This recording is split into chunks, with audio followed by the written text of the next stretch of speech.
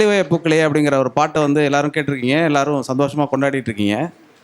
ஆனால் ஒரு பாட்டுக்கு முதல் வரியாக எள்ளு என்கிற ஒரு வரியை நான் யோசிக்கிறதுக்கு ஐயா எழுதுனா தூது வேலை இலை அரைச்சிங்கிற எருக்கஞ்செரியோரம் இறுக்கி பிடிச்ச என் மாமாங்கிற அந்த வார்த்தையும் தான் காரணம்.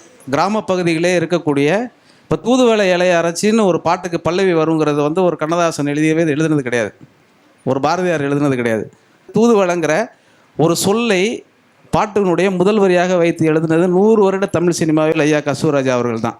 அவருடைய ஆகச்சிறந்த வெற்றி பாடல்கள்னு பார்த்தீங்கன்னா பஞ்சு மிட்டாய் சேலை கட்டி உங்களுக்கு தெரிஞ்சிருக்கும். அந்த பாடல்களை நீங்கள் கேட்கும்போது ஒரு அற்புதமான ஒரு நாடகத்தன்மை வந்து அந்த பாட்டுக்குள்ளே இருக்கும்.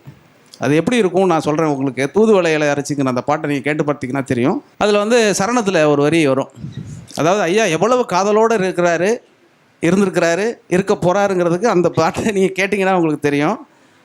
அவன் சொல்லுவா, ஊர் தூங்கும் போதும் நான் தூங்கலை, யார் பேச்சை கேட்டாலும் ஓம் பேச்சு மாதிரி காதில் கேட்குது. அதெல்லாம் நானே கூட எழுதிடுவேன்னு வச்சுங்களேன். அது கஸ்தூராஜா ஐயா தேவையில்லை. அதுக்கு அடுத்தவர் எழுதுவார், எத்தனை நினப்பு எம்எல்ஏ இருக்குது எட்டி போகலாமா. அடுத்தவர் எழுதுவார், கட்டுப்பாடு இருந்தும் கட்டிக்கு முன்னே ஒட்டி கொள்ளலாமா.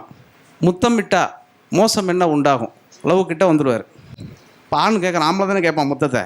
முத்தமிட்டா மோசம் என்ன உண்டாகும். கடைசி வரையை முடிப்பார், சத்தமிட்டா ஒன் நிலைமை என்னாகும்.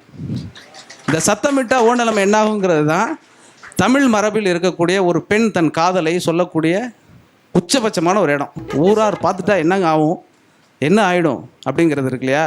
இது ஒரு மரபார்ந்த சிந்தனை தான் என்றாலும் கூட அந்த மரபோடு பாடல்களை எழுதி தமிழ் சினிமாவிற்கு வளம் சேர்த்த பாடலாசிரியர்களில் நான் மதிக்கக்கூடிய ஆபாவணன், ஆர்வி உதயகுமார், கஸ்தூர்ராஜா, டி ராஜேந்திரன் ஒரு பெரிய தனி லிஸ்ட் இருக்குது. அவங்கெல்லாம் ஆகச்சிறந்த பாடலாசிரியர்கள்.